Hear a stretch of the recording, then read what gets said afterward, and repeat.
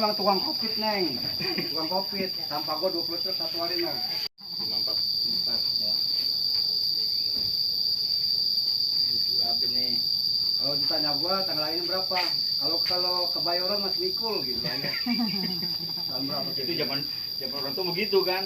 Zaman itu aja lihat pohon asem yang sebelah sana yang paling gede itu. Nah, lu Itu barengan. Oh, pohon asem baru ditanam katanya.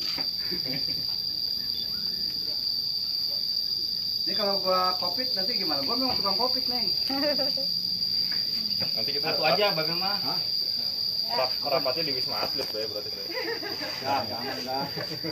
Ah, tapi ada dong pikir. Ini tangannya. Lagi. Lihat ke atas. Yo, iya, iya. Kayak relax. Dapatnya itu.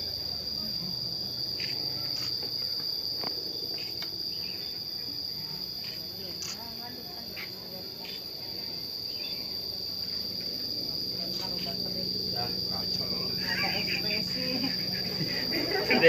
Pendekar dicolok kalah sama begitu. Baru di- Banget. Biasanya itu kebakar loh, Mbak.